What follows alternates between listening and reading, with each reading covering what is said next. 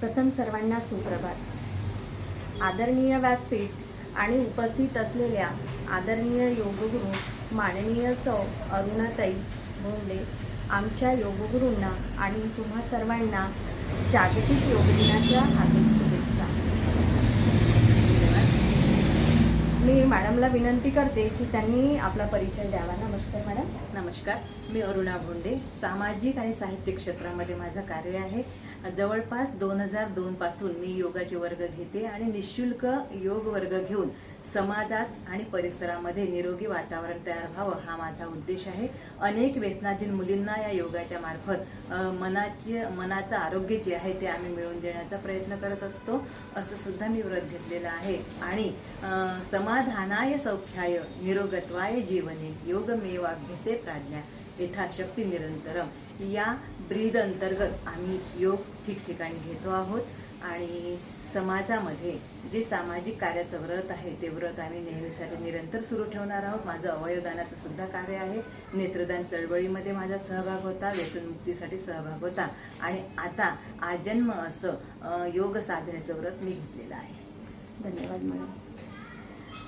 माझी आजची कविता माझ्या योगगुरूसाठी। मॅडम, माझ्या कवितेचा तुम्ही मनापासून स्वीकार करावा ही विनंती। नक्कीच। योगगुरु तू माये माऊली, योगगुरु तू माये माऊली, कायम असो आमुच्यावर तव सावली। करीसी सर्वांचा सांभाळ, करीसी सर्वांचा सांभाळ, होऊन देशी कुणाची आबाळ। आईने चालणे शिकविले, आईने चालणे शिकविले, आईने बोलणे शिकविले। आम्ही तर आई झालेल्या, आम्ही तर आई झालेल्या, पण कर्तव्यात झाकोळलेल्या। आईलाही तू चालणे फिरणे जगणे शिकविले। अशी योगगुरु आमुची माये माऊली, तू आमुची माये माऊली, कायम असो आम्हावर तुझी योग सावली, कायम असो आम्हावर तुझी योग सावली।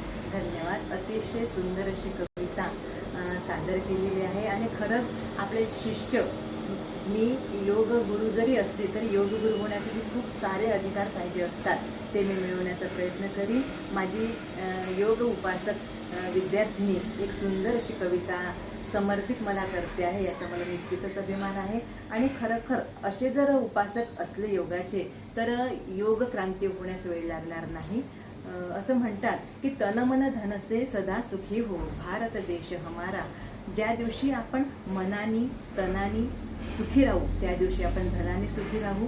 आणि आज जे ताणतणावाचं वातावरण आहे, विद्यार्थ्यांमध्ये नैराश्य आहे आणि घराघरामध्ये जे ताणतणाव आहे, स्पर्धा आहे, तर या स्पर्धेच्या या अस्वस्थ वातावरणामध्ये मला असं वाटतं की योगाची गरज आहे। आणि योग हा सर्व तळागाळामध्ये जावा या आकांक्षेनेच आम्ही जिथे जिथे असे गार्डन्स आहेत, जिथे जिथे असे योग हॉल आहेत, तिथे तिथे आम्ही योगाचे वर्ग घेतो। विशेषतः महिलांसाठी योगासनं अत्यंत आवश्यक आहे, मुलांसाठी सुद्धा आवश्यक आहे। कारण आजकाल समाजामध्ये लहान मुलांचं सुद्धा आजाराचं प्रमाण वाढलेलं आहे। आत्महत्या लहान मुलं करतात आहे आणि हे सगळं वातावरण निरोगी राहावं यासाठी योगाची गरज आहे। म्हणूनच आमचे गुरु जनार्दन स्वामी महाराज म्हणतात की मानव जन्मामध्ये नराचा होण्या नारायण, करा हो नियमित योगासन, करा हो नियमित योगासन।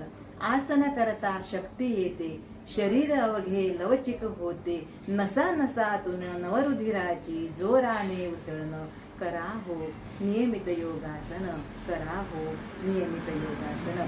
अशा योग म्हणजे क्रांती, योग म्हणजे शक्ती आणि योग म्हणजे सर्व समाजासाठी असलेली महान अशी ब्रह्मशक्ती आहे असं मला वाटतं। म्हणून योगाचा प्रचार प्रसार व्हावा यासाठी रजनीने जी सुंदर अशी कविता म्हटली ती निश्चितच या योग क्रांतीसाठी आवश्यक ठरेल असं मला वाटतं। धन्यवाद। धन्यवाद मॅडम। आज योग दिनाच्या दिवशी तुमचा सहवास आणि अमूल्य मार्गदर्शनाबद्दल खूप खूप आभार। धन्यवाद। आणि सर्वांना योग दिनाच्या हार्दिक शुभेच्छा।